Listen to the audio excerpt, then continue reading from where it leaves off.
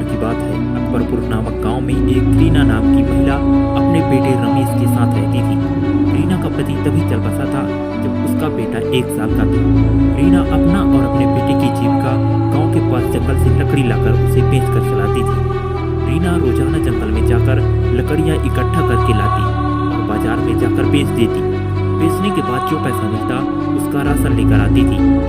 इस तरह दोनों अपनी जिंदगी जी रहे थे। धीरे धीरे समय बीतता गया। रमेश 8 साल का हो चुका था। वो अपने घर का ध्यान रखने लगा था। रीना अब उसको साथ में बाजार नहीं ले जाती थी। एक दिन रीना को बाजार से आने में देर हो गई। शायद उस दिन उसने लकड़ियां भी नहीं बेची थी। रमेश को बहुत भूख लगी थी। वो यही सोच रहा था कि माँ अभी बाजार से लकड़ियां बेचकर क्यों नहीं आई। बहुत देर इंतजार के बाद माँ आ गई। रमेश ने कहा, मैं जल्दी से खाना बना दो, मुझे बहुत भूख लगी है, मेरे पेट में चूहे कूद रहे हैं। रीना ने कहा, बेटे आज जंगल में ज्यादा लकड़ियां नहीं मिली, जो मिली थी उसको बेचने के बाद मैंने साहूकार के पुराने पैसे चुकता करके आए। आज कुछ भी खाने को नहीं है। इतना कहकर उसकी मां ने कहा। रमेश बड़ा ही समझदार और ईमानदार लड़का था। उसने कहा, रो नहीं, बात नहीं, आज नहीं तो कल खाना खा लेंगे। देखना एक दिन में बड़ा अफसर बनूंगा जिसके बाद खूब पैसे कमाऊंगा। हमारा एक बड़ा घर होगा, वहाँ पे खाना खाने में कोई भी परेशानी नहीं होगी, पेट भर खाना मिलेगा। इसके बाद दोनों सो गए। सुबह दोनों उठे तो देखा कि जोरों से बारिश हो रही है। बारिश रुकने का नाम नहीं ले रही थी। रीना ने कहा, मैं लकड़ियाँ कैसे लाऊं? बारिश की वजह से सूखी हुई लकड़ियाँ नहीं मिलेंगी। सूखी लकड़ियाँ ही बाजार में बिकती हैं। रमेश ने कहा, तुम परेशान नहीं हो, बारिश के में बारिश थोड़ी थी। रमेश ने कहा, चलो माँ लकड़ियाँ ढूंढने चलते हैं।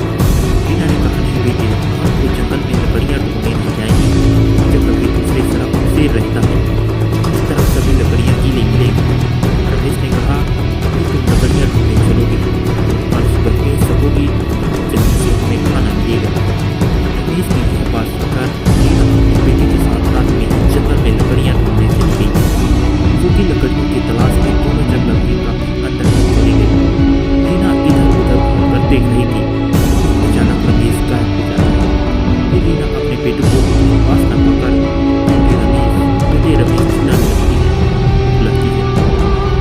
रमेश थोड़ी देर बाद सामने से चलकर आता है। कहती है, कहाँ चले गए थे बेटे? रमेश कहता है, आज जंगल के शेर को बहुत चोट लगी हुई है, ये पूरा भी हो गया है। शेर की चोट को ठीक करने के लिए मैं जड़ी बूटी लेने चला गया था, बस देर हो गई। रमेश के पीछे खड़े शेर को देखते ही रीना घबरा गई। रीना ने कहा, जल्दी भाग और मेरे पास आ, नहीं शेर तुम्हें खा जाएगा। रमेश ने कहा, तुम डरो नहीं माँ, शेर हमारा साथी बन गया है, वो हमें नहीं खाएगा। शेर ने भी ऐसा ही किया। थोड़ी देर बाद शेर ने कहा, तुम दोनों ने मेरी मदद की है, मेरी जान बचाई है, मगो तुम्हें उपहार में क्या चाहिए? रमेश ने कहा, हमें उपहार में कुछ नहीं चाहिए। शेर ने कहा, नहीं, कुछ ना कुछ उपहार तुम मांगो। रमेश ने कहा, मेरा उपहार यही है कि बस तुम जंगल में आने वाले किसी भी मनुष्य और जीव पर हमला नहीं करोगे।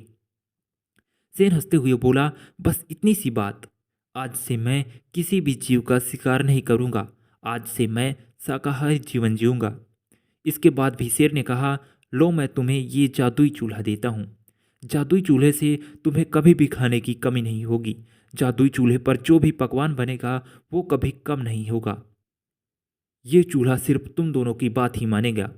जादुई चूल्हे को लेकर रीना और रमेश घर पहुंचे। दोनों बहुत खुश थे। दोनों रोजाना नए नए पकवान बनाकर खाने लगे। रीना ने जंगल में लकड़ियां ढूंढने का काम छोड़ दिया था। धीरे धीरे समय गुजरता गया और रमेश काफ़ी बड़ा हो गया। राधा थोड़ी बूढ़ी हो गई थी। रमेश को घर बैठे खाना मिल जाता था, इसलिए उसने अभी तक कोई काम धंधा भी नहीं सोचा था। वो बिल्कुल निष्क्रिय हो गया था। इस बात की चिंता उसकी माँ रीना को होने लगी थी। एक दिन रीना ने अपने बेटे से कहा, बेटे कब तक हम दोनों जादुई चूल्हे के भरोसे बैठे रहेंगे? क्यों नहीं तू शहर जाकर कहीं नौकरी करता? कब तक तू यूं बैठा रहेगा? जादुई चूल्हा सिर्फ खाना दे सकता है। रमेश अपनी माँ की बात सुनकर अपना मुंह उधर कर लेता है और कहता है, माँ जादुई चूल्हे से हमें घर बैठे खाना खाने को मिल रहा है। जादुई चूल्हे की वजह से हम रोज़ अच्छे अच्छे पकवान खाते हैं और तू कहती है मैं शहर कमाने चला जाऊं। माँ, जब घर बैठे खाना मिल रहा है तो मैं नौकरी क्यों करूं? रमेश की यह बात सुनकर बूढ़ी माँ कुछ नहीं कहती। वो सुनकर सोने चली जाती है। एक दिन जादुई चूल्हा घर से गायब हो जाता है। रीना और रमेश दोनों अचंभित हो जाते हैं। रमेश जादुई चूल्हा बहुत ढूंढता है, परंतु उसे कहीं नहीं मिलता।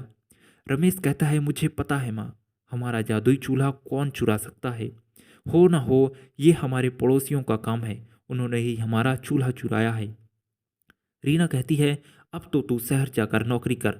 देख, हमने इतने साल बैठकर खाना खाया है और अपना शरीर भी नहीं जलाया, इसलिए अन्य देवता नाराज हो गए हैं। जादुई चूल्हा जादू से गायब हो गया है। अब तू शहर नहीं गया तो हम भूखे मर जाएंगे।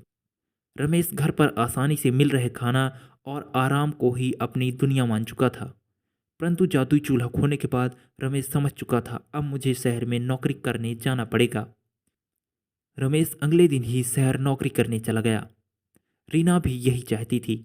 रमेश 5 साल बाद शहर से कमाकर अपने गांव अकबरपुर आया। रमेश और उसकी माँ का रहन सहन बदल चुका था। जब से रमेश शहर गया तभी से अच्छा पैसा कमाया, तभी उसने अच्छा घर और अमीर बन चुका था। घर पर आते ही रमेश को किचन में जादुई चूल्हा दिखा। रमेश ने अपनी माँ से कहा, माँ, तुमने तो कहा था जादुई चूल्हा खो गया है, यह यहाँ कैसे आया? रीना ने कहा, बेटे, वो तो तुझे शहर भेजने के लिए मैंने जादुई चूल्हे को छुपा दिया था, तभी तो तू शहर गया और इतना बड़ा आदमी बना। तू शुरू से ही अमीर होने के सपने देखता था, आज तू बड़ा आदमी बनकर आया है। तू ठीक कहती है माँ, आज तुम्हारी वजह से मैं आज बड़ा आदमी बन पाया हूँ। ये सब तेरी वजह से हुआ है। आज की इस कहानी में हमने गरीब माँ और जादुई चूल्हे के बारे में जाना, और यह भी जाना कि थोड़े से सुख के खातिर हमें अपने सपनों को कभी नहीं भूलना चाहिए। हमें कठिन निरंतर प्रयास करते रहना चाहिए जब तक कि हमें अपना लक्ष्य नहीं मिल जाता।